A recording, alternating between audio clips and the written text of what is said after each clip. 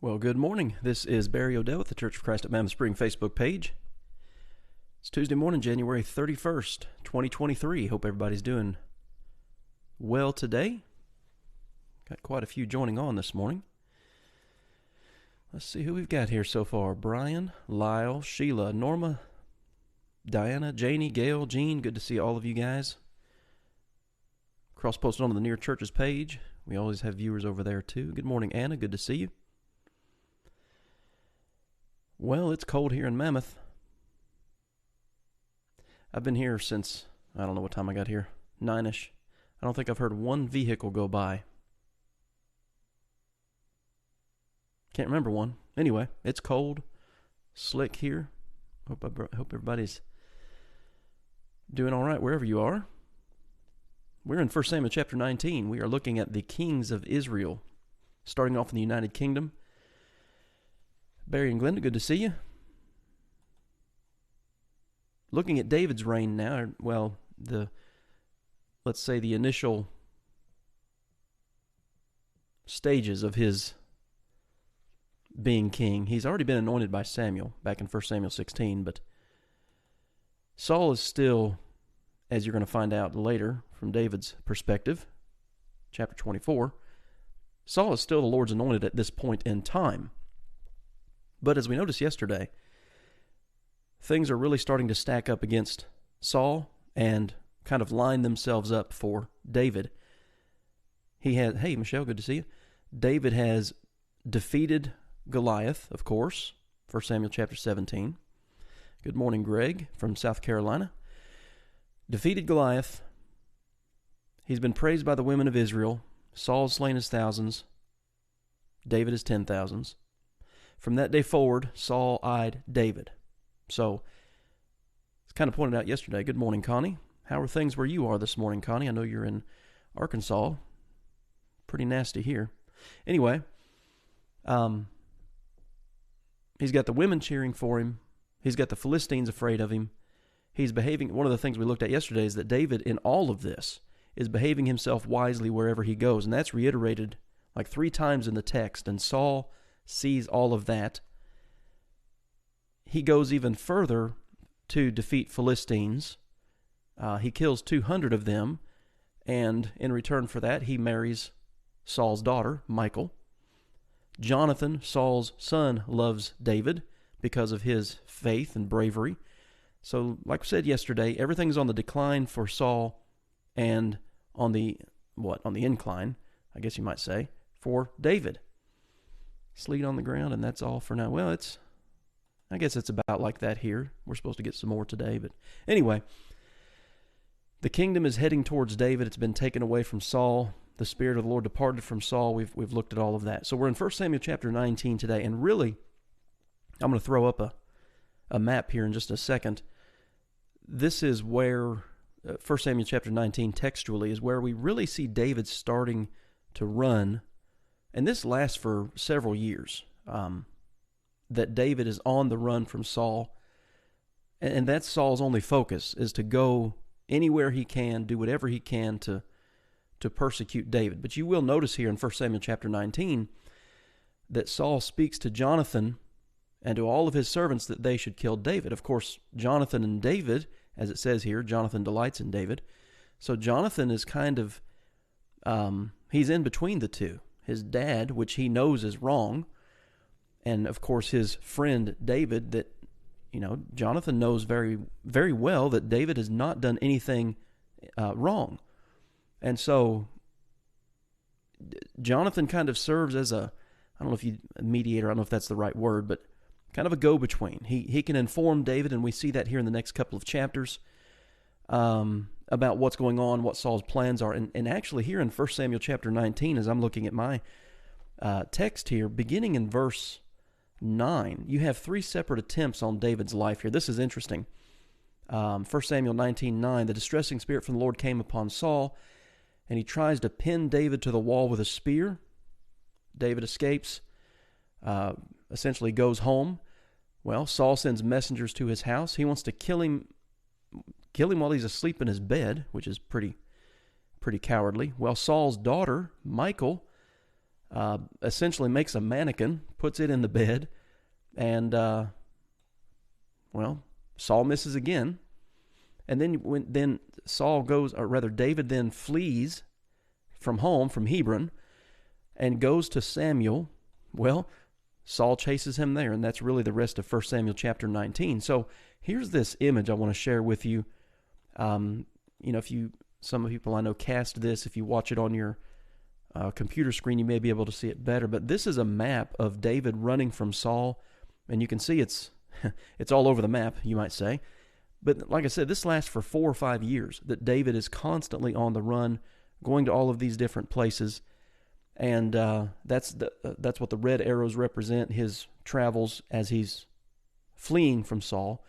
And then this singular purple arrow is his, after Saul's death, he comes back. And this gets into 2 Samuel chapters 1, 2, and 3, really. This is where he returns, and his time as king is like firmly established, and then goes on from there. But you can see it's again all over the place, even over to the west. He goes to Gath, he goes to Ekron, Ziklag. He's in Philistine territory, in the territory of the enemy. But where is he safer?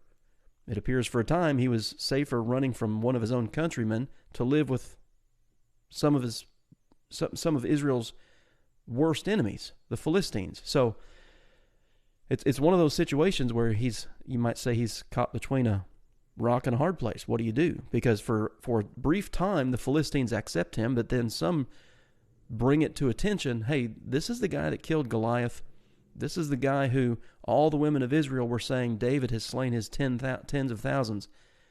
Well, then it goes south for him there. So 4 or 5 years of his life he spends on the run from Saul. I just thought you might be interested in seeing that map to kind of give us a picture of exactly what he was doing, where he was going during that time. So then back to the biblical text, you get to 1 Samuel chapter 20, and this is Jonathan and David trying to work out, how are we going to communicate? Jonathan, like, how can I let you know? David has a plan. Well, basically, and like I said, this is not a verse-by-verse study. We're just kind of hitting the high points here. And notice one of the things that says here, that the text says here, let me see here. Yeah, the end of verse 3. This is David and Jonathan talking. Then David took an oath again and said, "Your father certainly knows that I have found favor in your eyes, and he has said, 'Do not let Jonathan know this, lest he be grieved.' But truly, as the Lord lives, and as your soul lives, there is but a step between me and death." David understands very well that his life is on the line. And that phrase right there, I've seen a lot of people use in times of difficulty, things like this. There is but a step between me and death. David makes one wrong move and it's over, you might say. 1 Samuel chapter 20, they essentially agree, David and Jonathan, and particularly Jonathan, I'll go talk to my dad and see basically what kind of mood he's in, and basically I'll protect your life. And that's exactly what he does here, as it's revealed. You keep reading through 1 Samuel chapter 20. Here's another verse talking about their relationship. 1 Samuel 20 and verse 7. Now Jonathan again calls David to vow because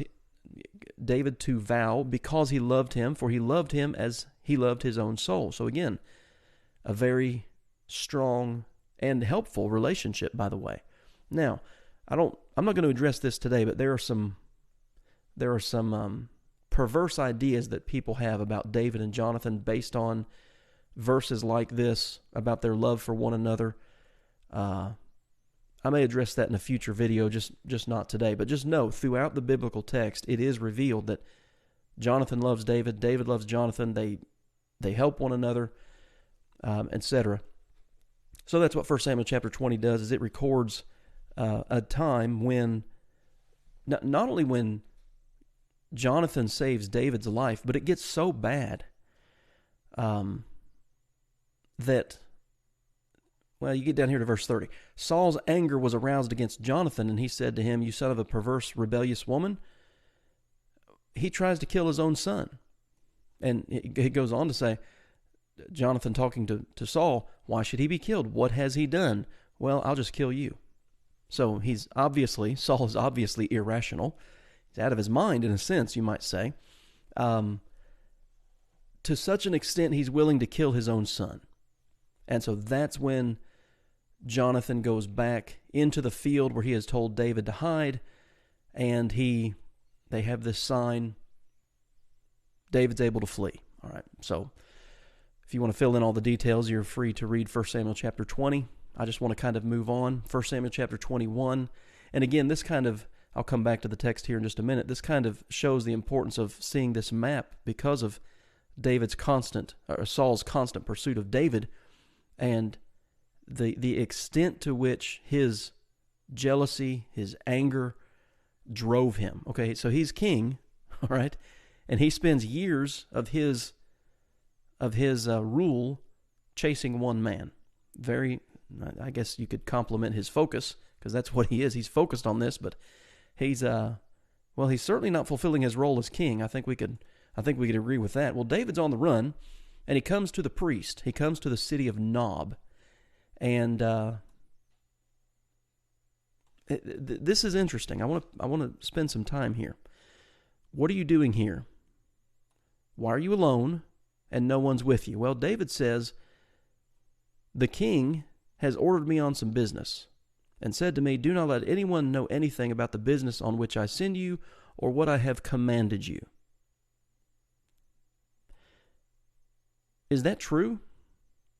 David's on the run for his life, running from Saul. Has Saul commissioned him to go anywhere, to do anything, and not to tell anybody about it? I'm reading through the Bible here. I can't find that anywhere. What's the point? David lied here. One of the things that we need to understand is that when we're reading the biblical text, there are many things that are revealed to us that just because they are revealed to us does not mean that God approves of them. And we see this several times in the life of David. People will grab onto these things, skeptics, non-believers, what the best word is, I don't know, but they'll grab onto stories like this or accounts like this, and they'll say, see, the Bible says it's okay to lie, or the Bible contradicts itself because, David was a man after God's own heart. Hebrews 11, David is one of those men who died in faith, and yet he's a liar. One of the things that we need to remember as we're reading the biblical text is this is a historical narrative. It's telling us what happened. This doesn't mean that God approves of what David does here or what he's getting ready to do, what's getting ready to happen. Connie says it shows the humanity of these people. They made mistakes. There's no question about that. So not only do we have this account here that he just lies, now therefore, what have you on hand? Okay, he's asking for food. Give me 5 loaves of bread in my hand and whatever can be found. And the priest said, well, there is no common bread on hand, but there is holy bread, if the young men have at least kept themselves from women. Well, I'll share with you a couple scriptures on this in just a second. Let's keep reading here. David answered the priest and said to them, truly, women have been kept from us about 3 days since I came out. And the vessels of the young men are holy, and the bread is in effect common. Notice that phrase here. The bread is in effect common, even though it was consecrated in the vessel this day. So there's a New Testament passage that we have. Let me get over there. I'll use the screen here. I'm going to go over to Matthew chapter 12, and it actually starts here in verse 1. Matthew 12 and verse 1. Yeah, Connie says it shows me that I can make mistakes and be forgiven. Absolutely. And that's one of the benefits of the Psalms, by the way. Just kind of a side note here. Most of the Psalms were written by David. Many, of course, were not, but most of them were.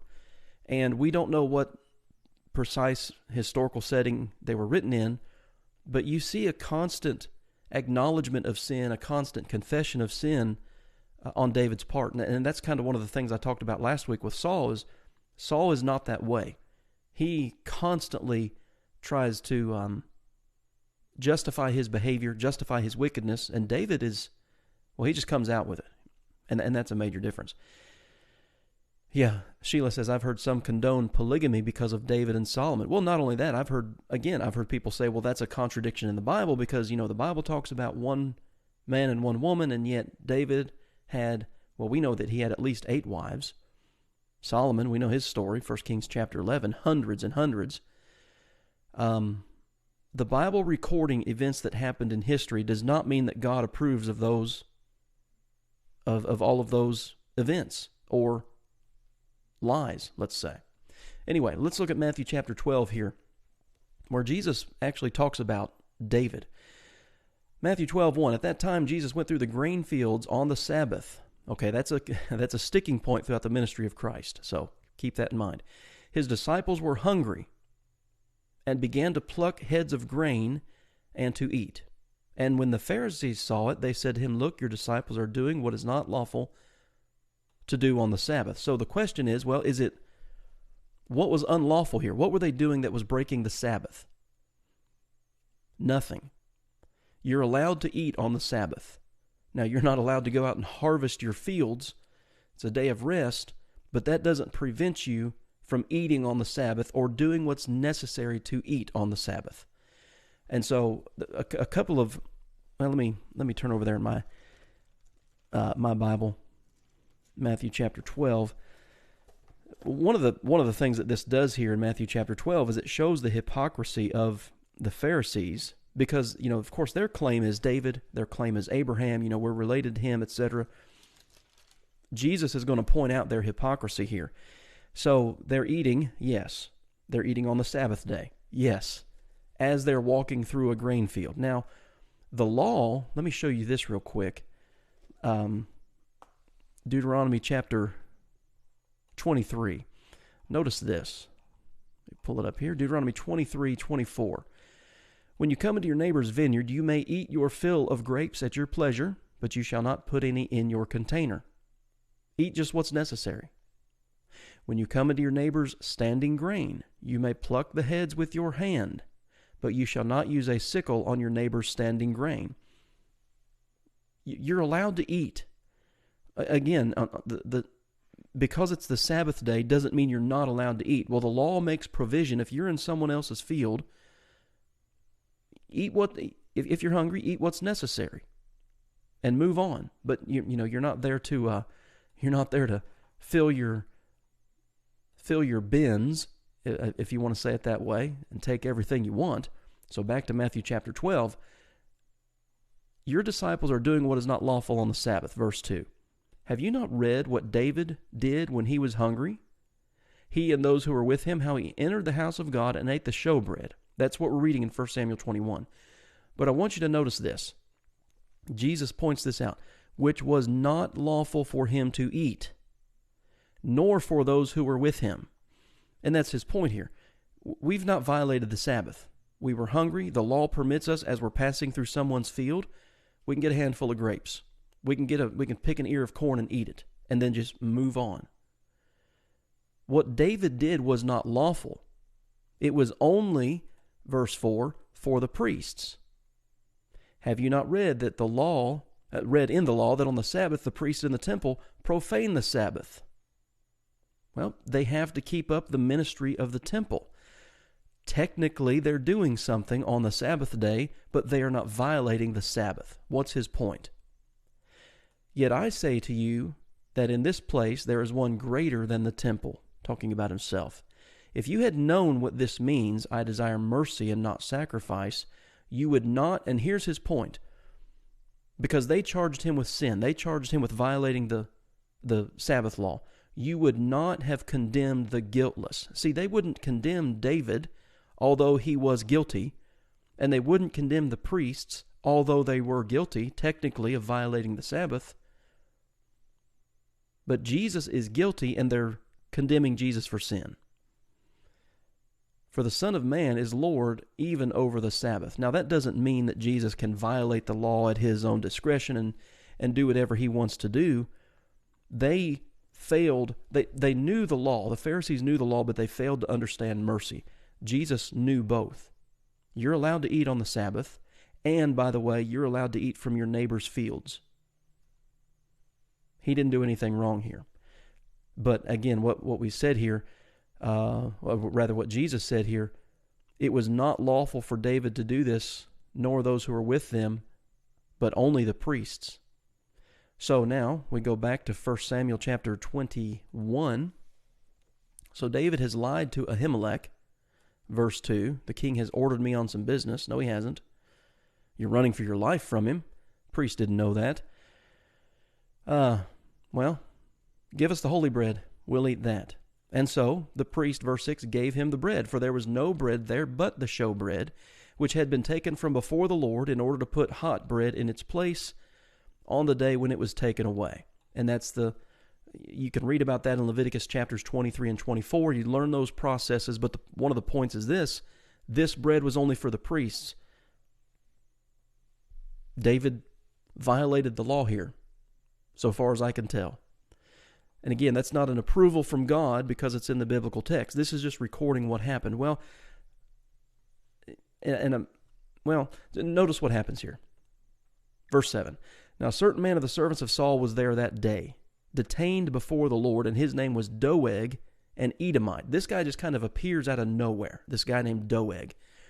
You say, well, who is he? Doeg the Edomite, where does he come from? You have to go back to 1 Samuel chapter 14, and you learn a little bit about, although it's not about Doeg specifically, but notice 1 Samuel 14, verse 47. Saul established his sovereignty over Israel and fought against all his enemies on every side, against Moab, against the people of Ammon, against Edom. So there you go. He's essentially taking captives, taking prisoners of war. And so we run into this guy in 1 Samuel chapter 21, Doeg the Edomite. And he basically tells on David.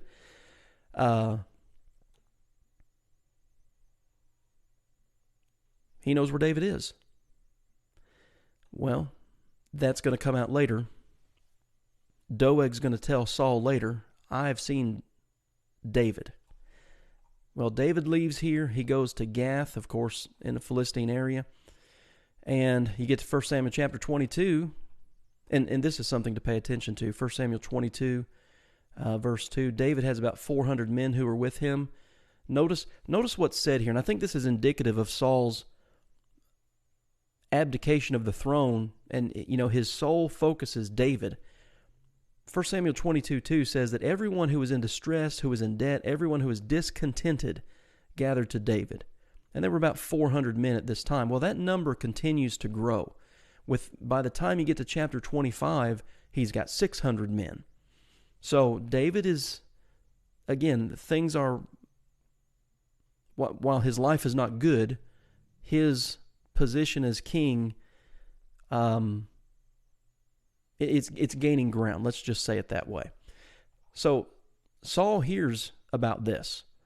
Saul heard that David and the men who were with him had been discovered, and Saul goes to that city. He kills all the priests. He kills he lays the city waste by the edge of the sword. That's what 1 Samuel chapter 22 is about. And it's all because of that man by the name of Doeg who told Saul what he saw with David. And when you read 1 Samuel chapters 21 and 22, it really shows you the depravity, the level to which Saul has sunk in his sole pursuit of David. And it's, there's a saying out there that says, sin will take you farther than you ever wanted to go, will keep you longer than you ever wanted to stay. And there's something to that, particularly watching the life of Saul. Gene says, what did David mean by its being common? Well, the bread being common, it was replaced every Sabbath with new bread. And so they would take what was on the showbread, on the table of showbread from before the Lord, and replace it with new. And that's why David referred to it as that. It's no longer in that place anymore. You've got new bread, so give me the old bread. But again, that bread was for the priests. But that's why he called it common. Connie says, I think it is amazing that David could have killed Saul several times and wouldn't because Saul had been appointed by God. If I have it, yes, you have that correct. And it's actually, what is it? It's 1 Samuel chapter 24, and I think 1 Samuel chapter 26, but we'll get there. So for the rest of 1 Samuel chapter 22 is that account with Saul finding out from Doeg the Edomite, who was essentially a prisoner of war, but Saul incorporated him into his his workforce, let's say. And Doeg rats David out. Saul kills the priests in the city. I'll tell you what, let's just quit there for today. Chapter 23, kind of David's still on the run. Saves a certain city, Keilah by name, from the Philistines, and we'll just pick up there tomorrow.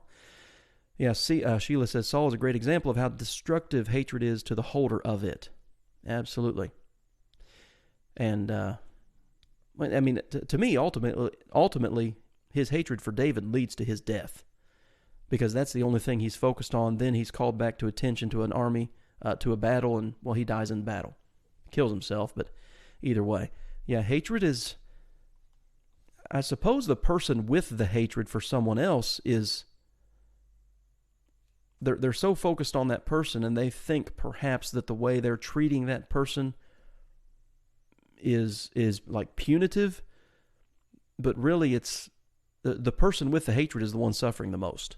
They may cause a lot of grief. Okay, Saul caused David a lot of grief, but really, you look at Saul's quality of life, and it's just terrible. Holding on to hatred is not, it's not helpful. All right, guys, we'll shut it off here. I appreciate y'all being on here today, and we'll pick up tomorrow in 1 Samuel chapter 23. We'll see what happens next in the life of David and Saul's pursuit of him. So y'all stay warm, and hope to see you back here tomorrow at 11 o'clock.